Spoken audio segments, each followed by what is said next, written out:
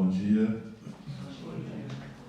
Uma alegria muito grande estar aqui mais uma vez, essa casa que nos acolhe com tanto carinho e tendo a oportunidade de compartilhar com todos reflexões, análises do Evangelho para que a nossa vida seja melhor. E particularmente neste momento que vivemos, é fundamental considerarmos qual tem sido a nossa consideração em relação ao Evangelho, aos ensinos de Jesus. Porque nós ainda trazemos muito do passado um conceito de que a vinculação ao tempo religioso é um evento específico na semana. Então, nós vamos no domingo de manhã, ou no e-mail, no tempo católico, protestante, para um evento específico. Quando, na verdade, o mundo, o universo, é o templo de Deus. E nós temos que começar ou aprimorar a nossa percepção de que o tempo todo somos regidos pelas leis de Deus, que são as únicas imutáveis.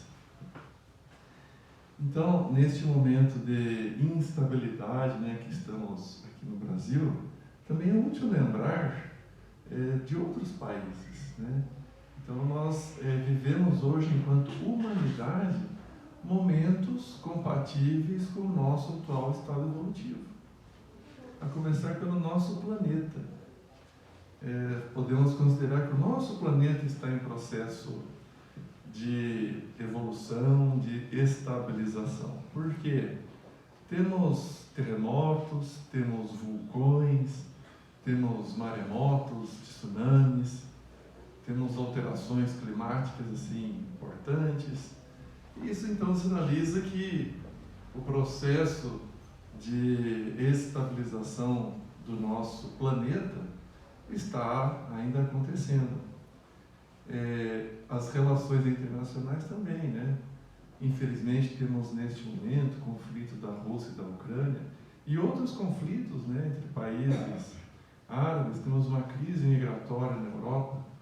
Muito interessante notar que os países mais ricos da Europa hoje estão recebendo pessoas das suas antigas colônias. E esse processo de reambientação é muito desafiador. Então, em toda a humanidade hoje, nós vivenciamos situações em processo de ajustamento, que vão perdurar por um longo período. É natural. Por que é natural? Allan Kardec pergunta isso. Nós temos no Livro dos Espíritos, no Evangelho, na Revista Espírita, Allan Kardec pergunta das instituições materiais. E a resposta é muito óbvia, em sendo as instituições materiais conduzidas por espíritos imperfeitos, que somos nós, é claro que estamos em um processo de aprimoramento constante. Então, hoje nós temos nos hospitais, na área da medicina, muitas falhas que acontecem porque nós somos falhos. Na área da construção, da engenharia, dos cuidados com o ambiente, da administração pública, e é natural. Então, nós precisamos ter alguns conceitos bem estabelecidos. Primeiro, que cada um de nós reencarna com um propósito específico de ofertar a sua contribuição para o progresso do mundo naquele período de tempo, sabendo que ainda temos séculos, talvez milênios, até que tenhamos, aqui na Terra, condições realmente bem ajustadas com as leis divinas. Só o que vem de Deus é imutável. Então, nós nos apegarmos apaixonadamente às instituições terrestres, seja ela A ou B, é compreensível que é algo equivocado. Porque se todos nós ainda somos equivocados, somos falhos, estamos em um processo de evolução. É claro que as instituições terrestres, representadas por nós, cada qual na sua área, também estão sujeitas a erros, como todos nós estamos. Perguntaram a Jesus qual era a opinião dele, o que ele dizia a respeito do pagamento dos tributos aos romanos. E essa passagem merece uma contextualização, porque é claro que os hebreus, os judeus, tinham uma contrariedade enorme do pagamento daquele tributo. Então, na época de Jesus, o mundo conhecido era todo dominado pelo Império Romano. E havia, então, uma dominação militar, havia a dominação administrativa e econômica. E ainda nesse contexto tem um aspecto interessante, que o recolhimento das taxas era feito por publicanos, que em alguns locais eram romanos, mas dependendo da localidade, eram pessoas da própria região arregimentadas pelos romanos para que o pagamento fosse assim procedido. Então, esse cenário todo fazia com que houvesse uma contrariedade enorme dos hebreus em relação ao pagamento dos tributos. Então, os fariseus perguntaram a Jesus, também formulando uma certa armadilha, filosófica, porque, dependendo da resposta, poderia-se fazer um contexto de retaliação a Jesus, se ele aprovasse o pagamento, e se ele reprovasse, seria algo como que um endosso àquele processo escravizante. E aí Jesus responde na sua sabedoria, hipócritas, por que me tentais? Dá-me um denário, dá-me uma moeda. De quem essa esfinge? De quem é essa figura que está esculpida na moeda? De César. E aí Jesus respondeu, dai a César o que é de César, e dai a Deus o que é de Deus.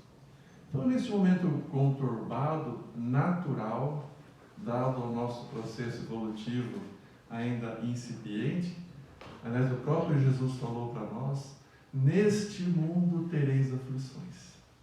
Então, nenhum de nós deve se surpreender pelas aflições que nos alcançam ao longo da nossa existência atual e das próximas, com certeza. Mas então, neste momento em especial, cada um de nós precisa considerar com muita propriedade o que temos oferecido a Deus, de nossa atenção, de nossa energia, e o que temos oferecido ao mundo material. É claro que o mundo material merece a nossa contribuição para que haja um progresso. Nós estamos aqui para isso. Mas é importante considerar que cada um de nós tem uma parcela de contribuição nesse progresso. E que o progresso que for possível dentro da parcela de cada um de nós precisa ser dentro daquilo que Deus estabeleceu, que Jesus nos ensinou. Do equilíbrio, da serenidade, da harmonia, do respeito, da tolerância. Então, por exemplo, no longo progresso que a medicina ainda precisa fazer, particularmente na compreensão da realidade espiritual em que nós vivemos e que a transitoriedade do corpo físico precisa ser analisada junto com a realidade espiritual, para que haja o melhor resultado das terapêuticas estabelecidas. E já temos feito um progresso muito grande nesse sentido. Hoje é um segmento de medicina que analisa com muita propriedade e de maneira bastante sólida a realidade da alma. Então, hoje há congressos na área médica dos chamados fenômenos de EQM, ou experiência de quase morte. A questão da reencarnação também é analisada cientificamente, sem qualquer viés religioso, através de provas insofismáveis, inquestionáveis, de lembranças que algumas pessoas estabelecem, que não poderiam ser admitidas de outra forma que não fosse a reencarnação. Então, a medicina, né, nos seus louváveis esforços, está progredindo muito, e há espíritos valorosos que reencarnam para isso. No contexto da administração pública, também temos pessoas valorosas que reencarnam regularmente, atuando no legislativo, no executivo, no judiciário, que têm compromissos importantes em promover o progresso lento. Por que é lento? Porque o nosso progresso moral é lento. Cada um avalie em si mesmo quanto tem investido em sanar seus próprios defeitos, combater o orgulho, o egoísmo. É assim que acontece com todos nós. Na área dos cuidados com o ambiente também temos pessoas valorosas, reencarnadas, para promover o progresso, para estabelecer medidas que viabilizem uma harmonia melhor de todos os seres vivos, para que o nosso planeta, né, atinja a sua plenitude enquanto morada de todos nós. Então, essa compreensão de que sempre estamos trabalhando para o progresso, que as instituições materiais estão continuamente em processo evolutivo, precisa ser analisada dentro de um contexto espiritual para que nós tenhamos paz, para que tenhamos equilíbrio. E aí, nesse roteiro que Jesus falou, né, a Deus, o que é de Deus, as nossas expectativas, né, mais veementes devem ser consideradas dentro da realidade das leis divinas, não das leis materiais. Essas estão em constante processo de melhoramento, de ajuste, de progresso. As leis divinas são perfeitas. Por isso, é muito importante nós considerarmos que cada um de nós vai passar aquilo que for pertinente para o seu processo evolutivo, independente das situações exteriores. Então, há um conceito importante, que todos nós temos algo a contribuir para o progresso material. Todos nós. Cada qual no seu segmento. Seja na área da saúde, da construção, das instituições jurídicas, do executivo, do judiciário, das questões sociais da nossa vizinhança, da religião. Mas todos nós temos que saber que, apesar de estarmos imersos em um mundo ainda bastante imperfeito, é apenas o segundo do mais atrasado para o mais evoluído, mais atrasado que nós, só o mundo primitivo. Nós estamos no segundo patamar, que é o mundo de provas, expiações, no qual o mal ainda predomina.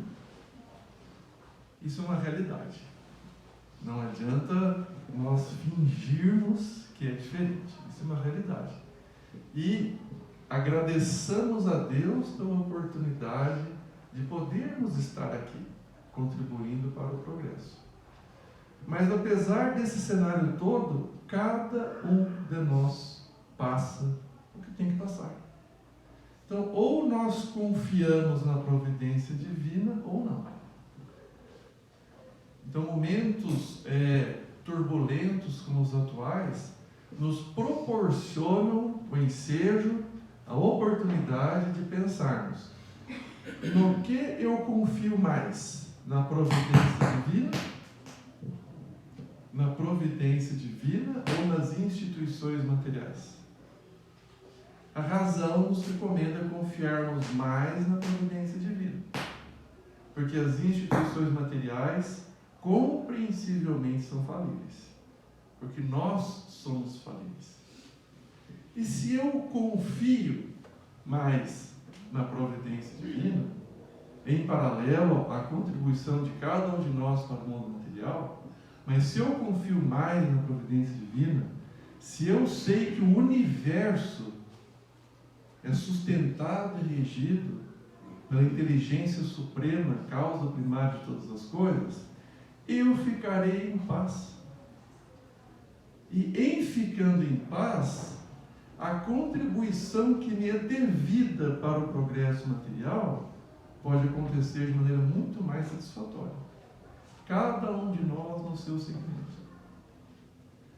Então, se nós permitirmos que a insegurança vigente hoje na nossa sociedade estremeça a nossa confiança no poder divino, algo está errado em nós. Porque ao longo da nossa existência, nas últimas encarnações, nós todos já vivenciamos diversas situações desajustadas, arbitrárias, conturbadas, nas quais todos nós estivemos envolvidos. E agora, compreensivelmente, temos que vivenciar as experiências, às vezes do lado oposto, para aprendermos, por curso próprio de aprendizado, como estar numa situação mais fragilizada, mais favorável. Então, tudo está sob a regência sublime do poder de Deus. Então, para ilustrar, podemos resgatar, por exemplo, aquela situação tão dramática que foi o 11 de setembro, em que as Torres Gêmeas dos Estados Unidos foram vítimas de atentados terroristas assim, gravíssimos, os maiores da história conhecida. E há diversos exemplos que nos atestam como a providência divina age. Então, nós temos livros, filmes, relatos em diversas revistas, centenas de pessoas que, no momento em que as torres foram alvejadas, por razões, entre aspas, fortuitas, ocasionais, haviam saído do prédio, haviam deixado de comparecer ao trabalho naquele dia, tinham ido visitar um amigo, o carro deu um pequeno problema que depois solucionou-se de maneira inexplicável. E da mesma forma, pessoas que nunca tinham ido, naquele dia resolveram visitar o complexo.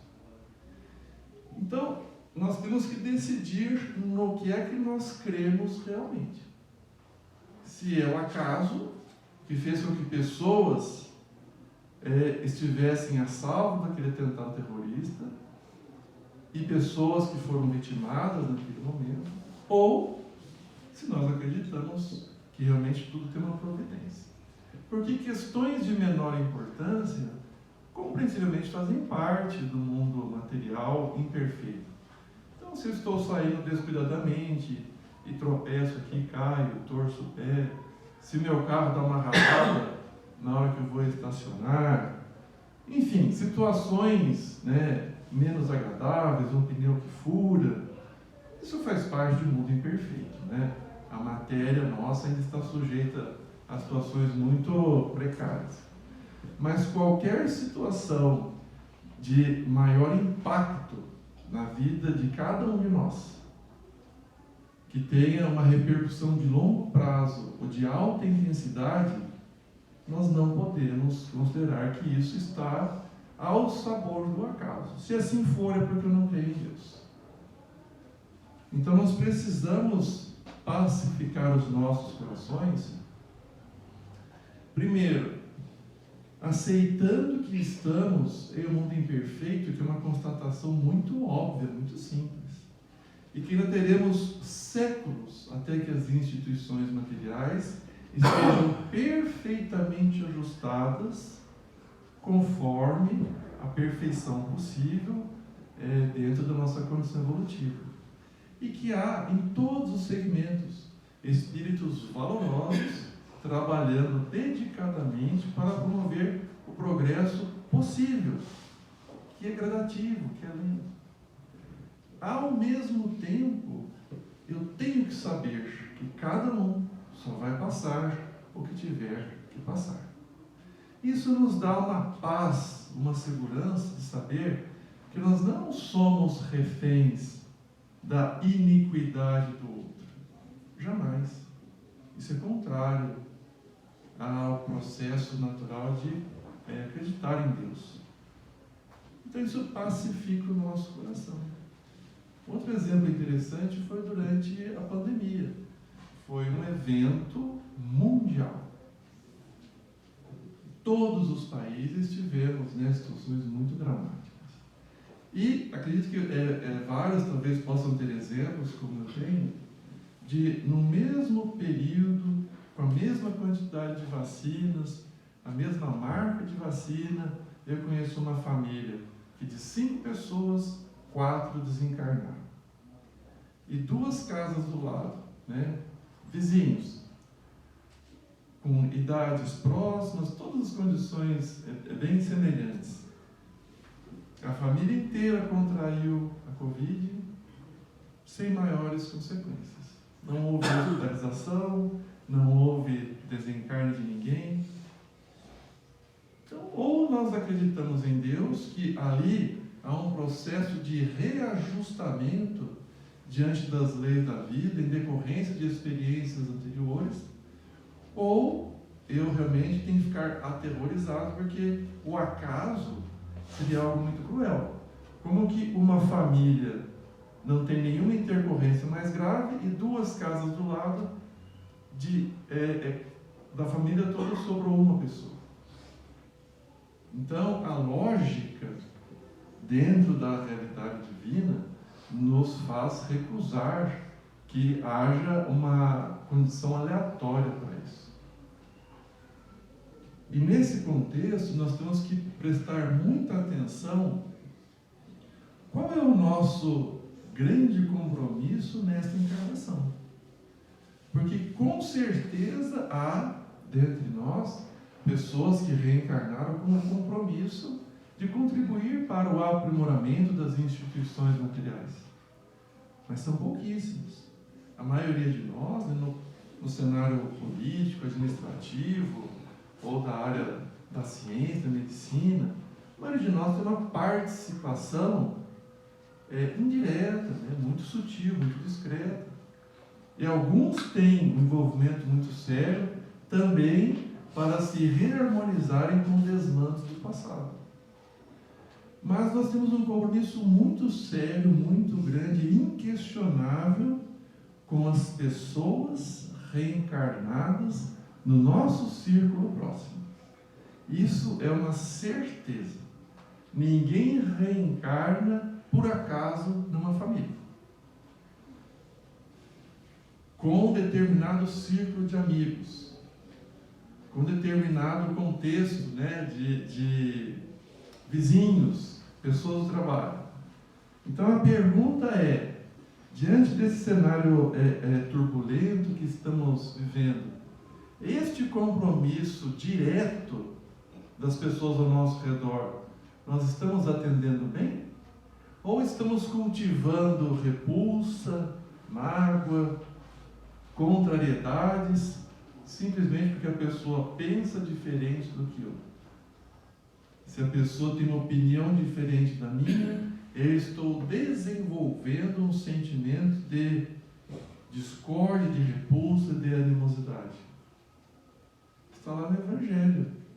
Jesus falou: se a vossa justiça não for mais abundante que a dos escribas e fariseus, que eram sinônimos, né, de pessoas hipócritas, que fazeis nisso mais do que eles? Se não amardes somente os que vos amam, que fazeis mais do que os ímpios, né, que as pessoas equivocadas? Então, é compreensível, né, nesse momento que o Brasil está vivendo, que algumas pessoas têm um compromisso importante, né, em trabalhar pelo progresso, pela ordem. É um número bem limitado de pessoas. Agora, todos nós aqui temos compromissos muito sérios com as pessoas ao nosso redor. Isso é um fato. E como é que nós temos trabalhado isso nessa situação? Ou será que aquela discórdia, né, que nós temos cultivado é algo que veio do nada e vai desaparecer do nada? As intercorrências materiais retratam simplesmente nossas divergências espirituais. Então, quanto maior é a contrariedade com a pessoa próxima, tenhamos certeza, maior a necessidade de ajuste que temos que fazer. E esse é o nosso compromisso, né?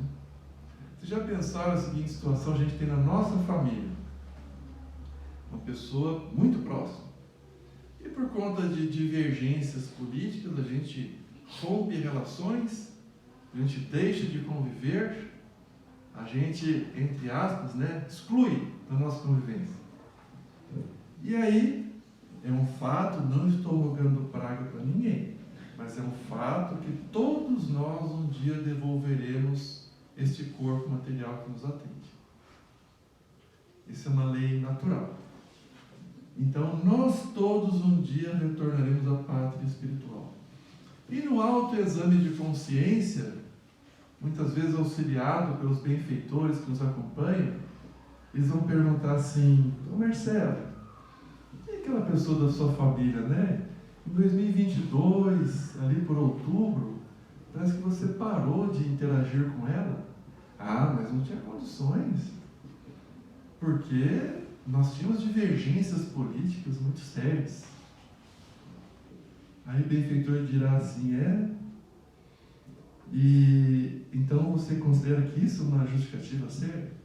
Você reencarnou para melhorar o seu vínculo com essa pessoa a quem você tinha matado, roubado, traído, usurpado os bens.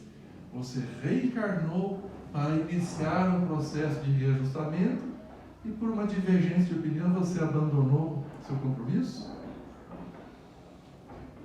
Muito bem, da lei ninguém escapa.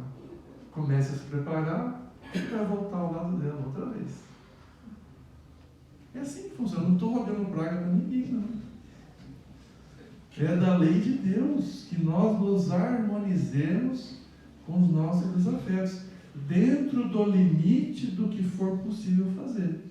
Nenhum de nós tem obrigação quanto ao resultado da proposta, quando isso envolve outras consciências, porque cada um tem seu livre-arbítrio, mas todos temos obrigação em relação à nossa conduta. Então, o que é que nós temos feito em relação a isso? Ou será que a nossa compreensão de família universal, ela não inclui o respeito à opinião do outro? É um momento muito importante, porque de um jeito ou de outro, esta turbulência atual vai passar. E pouquíssimos de nós têm compromisso direto com isso. Mas compromisso direto com a família, com os amigos, com o ambiente de trabalho, todos temos. E como isso vai ficar? Se Jesus nos recomendou orar e amar os inimigos declarados, orai pelos que vos perseguem e caluniam. Então, todos nós estamos tendo uma oportunidade muito importante de colocarmos na prática aquilo que estudamos no Evangelho. Porque em outras épocas da humanidade, não tão recuadas assim, quando a pessoa tinha uma divergência importante em relação à nossa, o que nós fazíamos? Nós matávamos, torturávamos, perseguíamos. Assim foi no início da era cristã, em que por em torno de 3 séculos, os cristãos foram todos perseguidos, lançados às feras, crucificados, queimados. Depois tivemos as cruzadas, que em nome de Jesus nós matávamos os povos bárbaros, Olha que coisa sui generis. Nós matávamos os bárbaros em nome de Jesus. Depois nós estivemos na Inquisição, todos nós. E o pior, com este subterfúgio, com essa justificativa da religião, nós todos ainda aproveitávamos para desforrarmos os nossos desafetos pessoais, Então, usando a bandeira, né, de uma justificativa possível na época, nós perseguimos nossos desafetos pessoais, nos apropriávamos, né, das mulheres, das posses, das terras. Então é muito compreensível que nós todos ainda tenhamos que vivenciar desconfortos nesses cenários sociais por conta do muito que nós causamos de prejuízo para a humanidade em épocas não tão recuadas assim. E às vezes nós nos perguntamos, né? Mas por que Jesus não resolve isso logo? Né? Dá vontade, por que Jesus não vem aqui, né, com a sua legião de espíritos puros e resolve tudo de uma vez? Deus espera de cada um de nós o progresso verdadeiro. E para esse progresso verdadeiro, a adversidade é uma necessidade. Embora nós queiramos recusar esse conceito, é um fato. A dor faz parte da vida. O sofrimento é opcional, mas a dor faz parte. E por que a dor faz parte? Porque algumas emoções, algumas reflexões, algumas percepções só acontecem na hora da dor. Quem aqui já acompanhou alguém hospitalizado, ou quem já ficou hospitalizado por um período relativamente longo, vai concordar que alguns pensamentos, algumas análises só acontecem na hora da adversidade. E por que é assim? Talvez nós ainda tenhamos que evoluir bastante para entender. Alguns conceitos já podemos considerar. É somente na hora da nossa dor que nós aprendemos a entender que o outro também sente dor.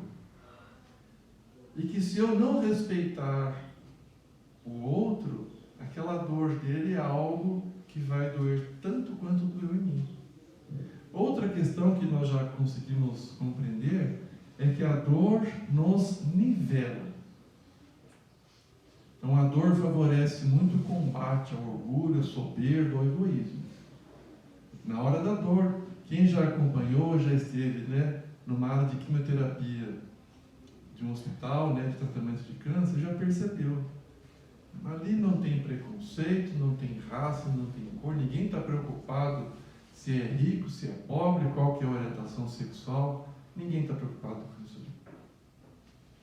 Então a dor é um mecanismo importante para a evolução. Nós não precisamos falar para a dor quando ela chegar, né? Entra, senta, fica à vontade. Não precisamos. Mas ignorar o recado que a dor, que a adversidade, que o desafio, o recado que eles têm para nos trazer não é inteligente. A melhor coisa é falar o que eu preciso aprender por este momento. Qual é o significado desta situação? Algum aprendizado é importante. E se formos ver também a passagem de Jesus, por exemplo, é uma passagem muito marcante.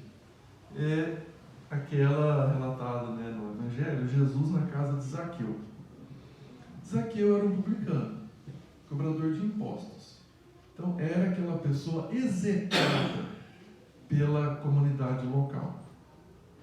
E quando Zaqueu soube que Jesus estava por vir, ele era de baixa estatura e subiu num sicômoro, numa árvore, porque ele queria ver Jesus. E sabia que se ficasse ao nível do solo, ele não conseguiria enxergar nada. E Zaqueu estava ali tentando ver Jesus. Quando passou perto, Jesus falou: Zaqueu, apressa-te a descer daí, porque ainda esta noite eu me hospedarei na tua casa. E a comunidade ao local ficou assim indignada. Como que Jesus ia considerar a honra de se hospedar, de conversar, de tomar refeição na casa daquele que eles abominavam, que eles detestavam, porque ele era da comunidade local e fazia a cobrança dos impostos e entregava aos romanos.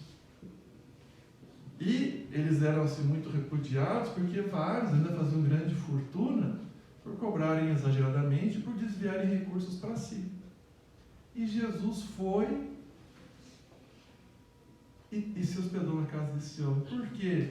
A proposta de Jesus, que é a proposta de Deus para nós, é o progresso verdadeiro e morredouro. Porque Zaqueu naquela noite se tocou pela proposta verdadeira que o Cristo trouxe e falou que ia doar grande parte da sua fortuna aos necessitados e que, se houvesse prejudicado alguém, retribuiria várias vezes mais qualquer dano que houvesse causado. E aí Jesus falou: a salvação de Deus hoje entrou nesta casa. Um outro fato que nós temos que considerar, que é incontestável, é que a providência divina sempre aguarda a maturidade necessária. É como fruto. Nós temos que ter paciência para colher o fruto maduro. Nós não podemos colher antes da hora, porque o resultado não é bom. Então, por exemplo, no livro Extraordinário, né, que todo mundo, eu recomendo que leia, quem não leu, e quem já leu, releia, né, é Paulo Estevam. Esse é um livro que eu releio todo ano. Cada vez eu me impressiono com uma passagem que eu não tinha prestado muita atenção, com um conceito. E me recordo das primeiras vezes que eu li, que eu ficava um pouco indignado. Eu pensava assim: por que Jesus não apareceu para Saulo logo no começo? Saulo, para quem não leu, era o nome de origem, né, de Paulo. Paulo, né, considerado apóstolo, né, São Paulo. Então, ele no início era Saulo, e depois de um tempo já que havia se dedicado ao cristianismo, passou a assinar-se Paulo, né? Mas eu pensava, se Jesus tivesse aparecido logo para Saulo, quem sabe não teria acontecido o apedrejamento de Estevão. Estevão foi o primeiro mártir do cristianismo. Emmanuel fala assim sutilmente, né? Ele tem um conceito meu, talvez quem lê o livro possa compartilhar, né, dessa análise, mas eu tenho para comigo que Estevão, cujo nome verdadeiro era Gesiel, irmão de Abigail veio a ser noiva de Saulo, né? E os dois, né, Gesiel e Abigail, filhos de Ioquebed, né? Mas eu me pergunto se Gesiel, né, Estevão, realmente não era já um espírito da esfera crística, porque no curto período, né, que a gente acompanha as atividades ali de Gesiel, ele tinha um caráter cristalino, né, uma devoção integral a Deus. Ele só conhecia, né, as escrituras do Antigo Testamento, mas ele tinha certeza absoluta do Messias, e sem ter se encontrado diretamente com Jesus, porque quando ele chegou à casa do caminho, conduzida por Pedro, Jesus já havia sido crucificado.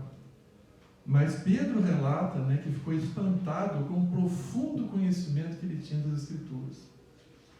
E ele se tornou, né, aí havia adotado o nome de Estevão, para preservar, né, um tribuno romano que havia lhe concedido a liberdade depois que ele for escravizado. Então o tribuno disse: olha, eu não posso soltar meu escravo, mas durante a minha enfermidade você me cuidou com tanto carinho que eu vou fazer isso. Mas troque de nome para não me comprometer. Então ele deixou de ser Gesiel e passou a assinar Estevão. Estevão foi o primeiro grande divulgador do Evangelho, depois da crucificação de Jesus, lógico, na casa do caminho. E fico pensando, nossa, por que Jesus não apareceu logo para Saulo? E aí Estevão não teria sido apedrejado, porque ele foi apedrejado, foi o primeiro mártir do cristianismo, por conta de um processo instalado por Saulo. E tem essa cena, vou dar um spoiler do livro aqui, né, que é uma cena assim muito dramática, que Saulo consegue, a aprovação do Sinédrio para que Estevão fosse apedrejado. E eles estão lá na área destinada aos sacrifícios, no templo de Jerusalém, onde a presença de mulheres não era permitida. Mas Saulo considerava um triunfo dentro da sua proposta política, religiosa, aquele apedrejamento, porque ele havia instaurado o processo e ele havia alcançado o seu propósito. Então ele queria que a sua noiva testemunhasse o seu sucesso. E Abigail, que há muito tempo estava procurando o seu irmão, que havia sido escravizado, ela não encontrava. E nos instantes finais do apedrejamento, quando Estevão já estava semi-morto, aí de longe ela vê e os olhos dela se cruzam com os olhos do irmão. E ela puxa, semi-desfalecido, o braço de Saulo e fala assim: Saulo é meu irmão. Aí eu pensava assim, por que não chegou um pouco antes? Porque ia ver que era o irmão dela e ia tirar de lá e ele não ia morrer. Mas não havia mais salvação para o corpo orgânico de Estevão, e Saulo fica assim em estado de choque, pede para que o prisioneiro fosse retirado numa área específica, alegando que iria arrancar dele, na última hora, que ele renegasse o Cristo, mas era para que Abigail chegasse próximo dele. Mas é porque Jesus certamente queria que nós tivéssemos a compreensão verdadeira do que é a lei do amor. Porque Saulo, sem entender, ouve aquele que havia sido apedrejado por ordem dele, dizer assim para a irmã em lágrimas: Abigail, não queiras mal. Jesus tem grandes planos para ele. Quando ele se dedicar com essa seriedade na divulgação do Evangelho, o mundo será melhor. E Estevão morre nos braços da irmã. E Saulo, no seu orgulho, diz que jamais desposaria a irmã de um inimigo dele. E abandona Abigail.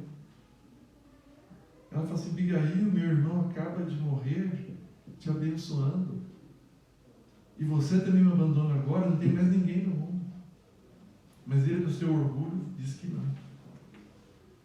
E ele, ensandecido, começa então a perseguição aos cristãos, que durou quase 3 séculos.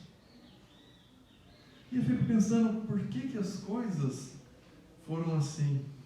Mas nós precisamos aprender a confiar em Deus e saber que tudo tem a hora certa. Porque quando Jesus apareceu para Saulo às portas de Damasco e falou aquela pergunta imorredora: Saulo, Saulo, por que me persegues? Na verdade, Saulo já estava num profundo descontentamento com as suas atitudes. Porque apesar de trabalhar febrilmente para perseguir os cristãos, ele não sentia paz. Ele reencontrou, depois, arrependido, Abigail, já nas portas da morte, tuberculosa, falando de Jesus. E ele procurava as pessoas, quem havia instalado em Abigail aquela crença foi Ananias. Ele vai perseguir Ananias, em Damasco, e Jesus aparece para ele, mas ele percebe a autoridade moral. Mas eu fico perguntando, se Saulo não tivesse tido todos esses dramas, será que ele teria tido o empenho necessário para, por 30 anos depois, difundir o Evangelho?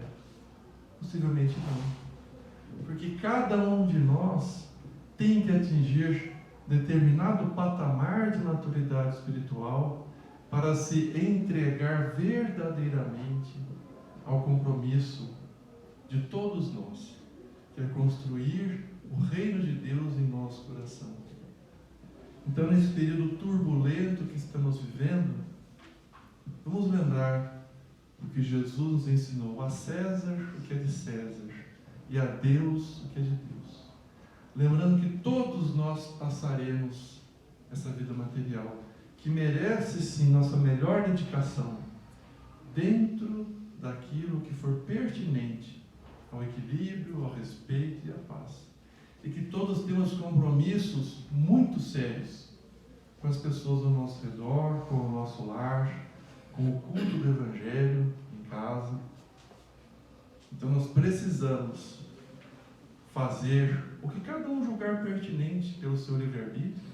Nós somos livres para agir e responsáveis pelas atitudes. Cada qual que vai estabelecer qual é a conduta a ser tomada. Mas eu tenho certeza que se buscarmos inspiração na oração, no respeito, na tolerância e no atendimento aos nossos deveres imediatos de cada dia, inspirados pelos ensinos de Jesus, nós estaremos atendendo ao progresso que for possível para esta nossa existência e para o contexto material que nos rodeia. Então, que a lição maior de Jesus, que é o amor, possa nortear nossos passos, nossos pensamentos, nossas palavras, porque é para isso que estamos aqui, para construir o reino de Deus no nosso coração.